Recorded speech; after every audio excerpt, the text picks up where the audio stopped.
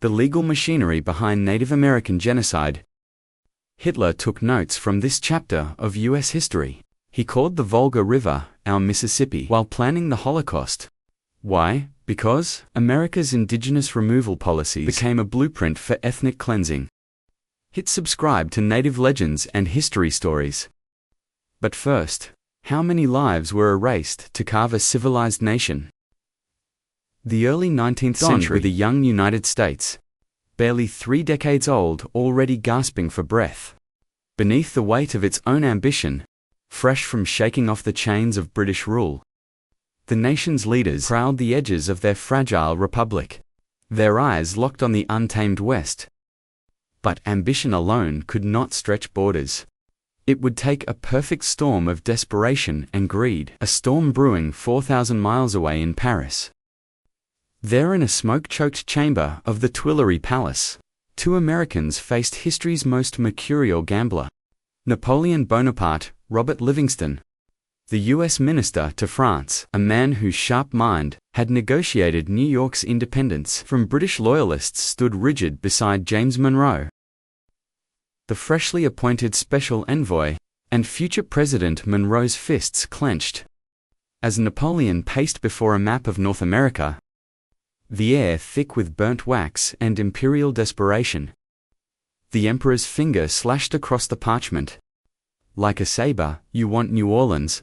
he barked, his voice sharp as a guillotine. "Take all of it, $15 million. Louisiana is yours, James Monroe." The future president sent to secure a single port nearly choked on his wine. The offer defied reason.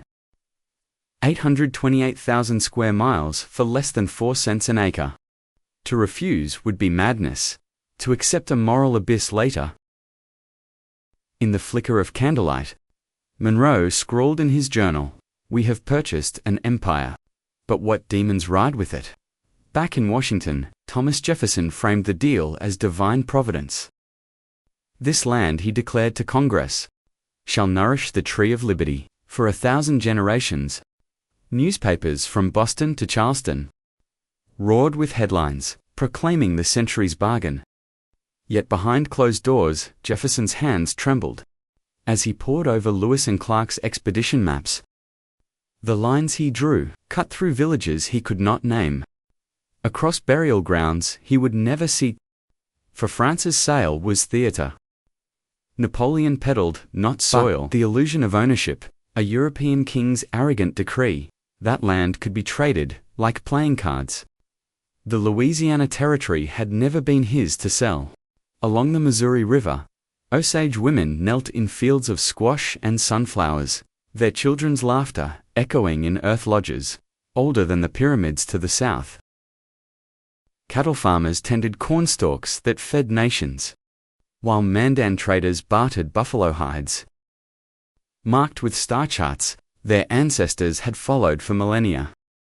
The smoke from the council fire twisted into the Tennessee night as a Tahi, his face etched with scars from a settler's musket, decades earlier, rose from the circle of elders. The news had come weeks before, carried by a fur trader reeking of whiskey. The Americans bought the West from some emperor across the sea when I was younger than a Tahi. A Tahi began gesturing to his granddaughter, weaving baskets nearby the long knives. Americans swore their Hopewell Treaty would bring peace.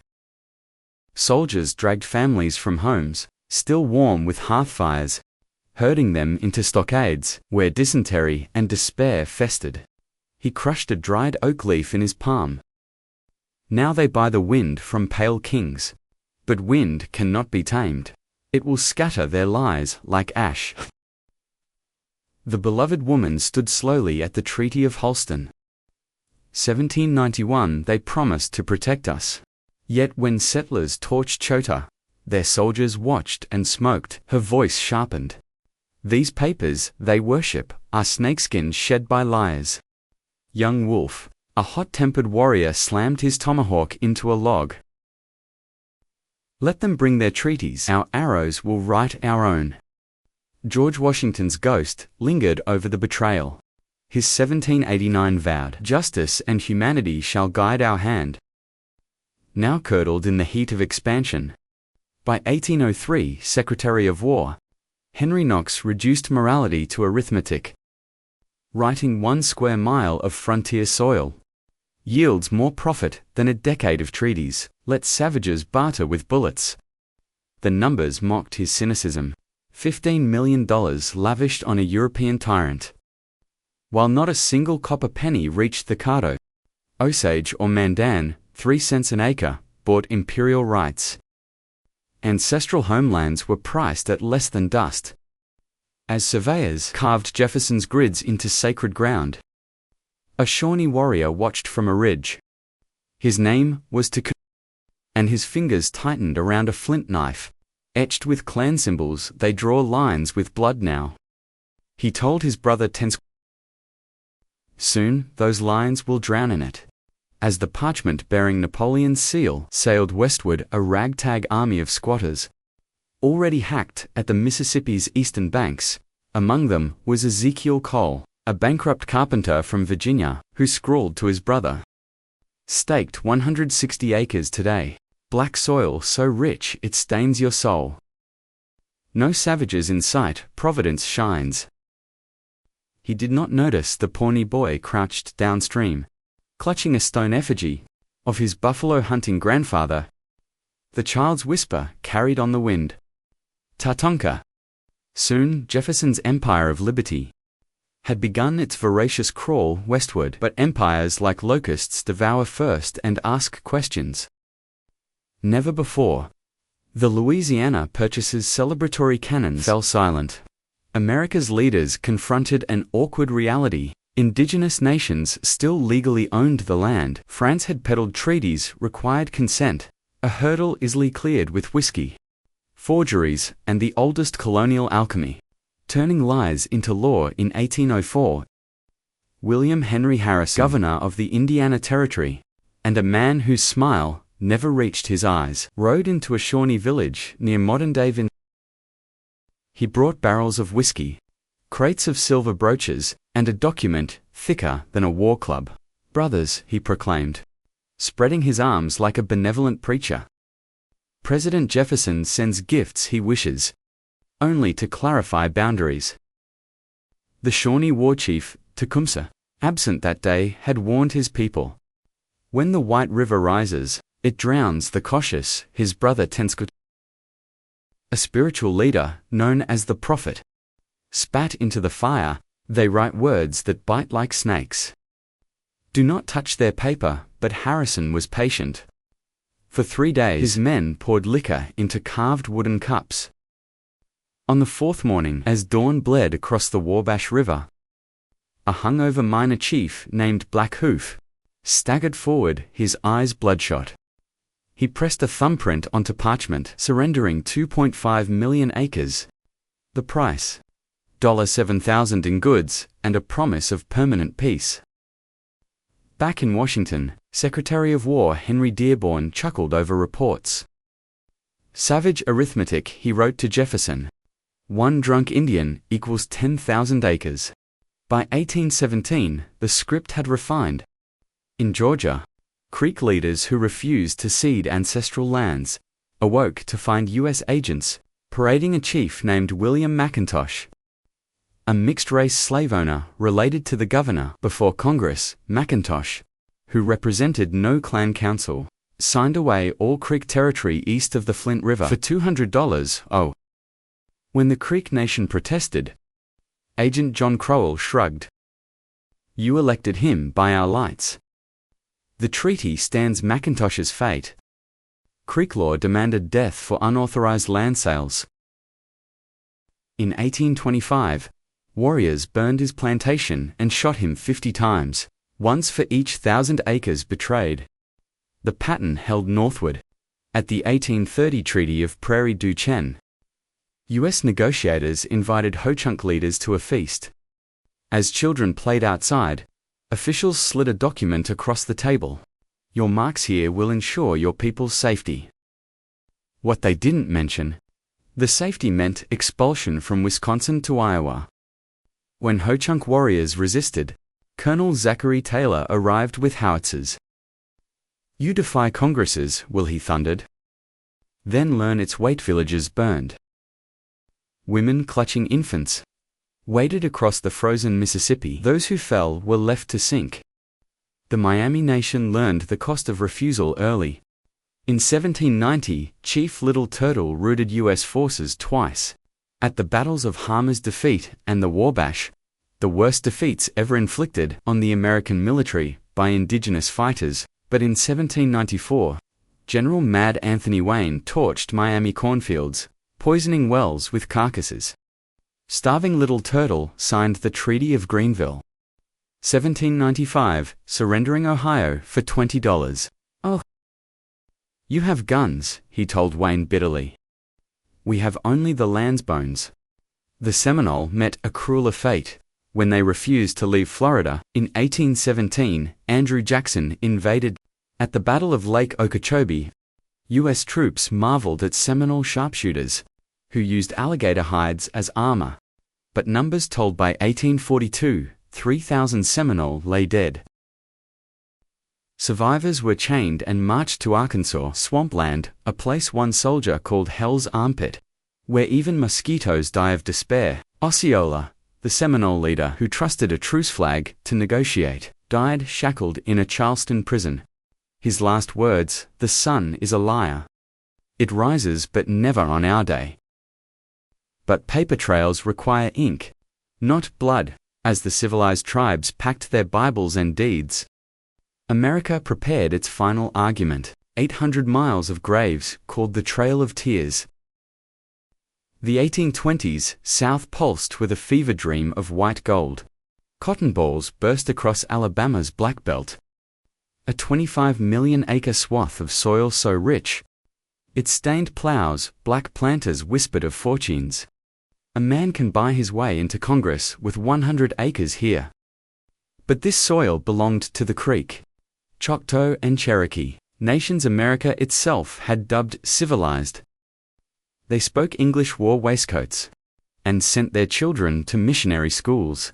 Some even owned plantations worked by enslaved Africans. They'd played by America's rules, but rules they'd learned bend like reeds in the wind. When gold and cotton blow, in New Echota, the Cherokee capital, brick courthouses stood beside apple orchards. Women like Nancy Ward, the Pocahontas of the West, negotiated treaties in fluent English while preserving ancient clan laws. Men like Elias Bodenet edited the Cherokee Phoenix, the first Native American newspaper, its presses humming with stories of tribal sovereignty, and psalms translated into Cherokee syllabary. "We are not relics," Bodenet wrote in 1828. "We walk to worlds and thrive in both." But 200 miles south in Georgia's legislators pored over maps, speckled with crimson red for Cherokee land, red for gold deposits found at Dahlonega, red for the veins of cotton soil that could bankroll a slave empire. Governor George Gilmer slammed his fist. "These savages quote scripture better than my pastor, but God himself would evict them for such riches." The Cherokee fought back with America's own playbook.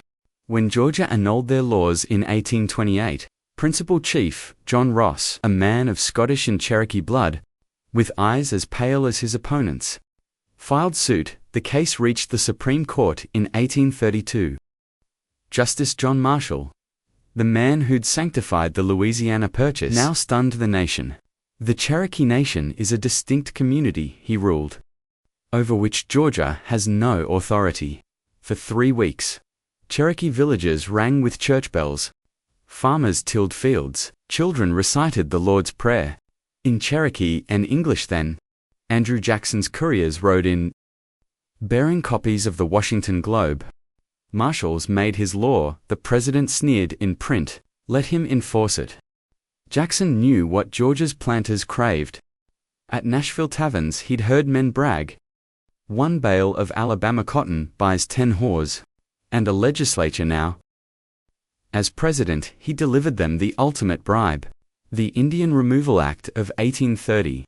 Drafted in the gilded cursive of genocide, it offered tribes a choice.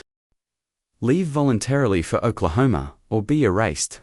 Choctaw Chief Pushman, decorated as a U.S. Army general in the War of 1812, confronted Jackson in the Oval Office.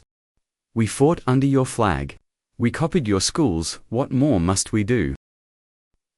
Jackson leaned back, boots on his desk.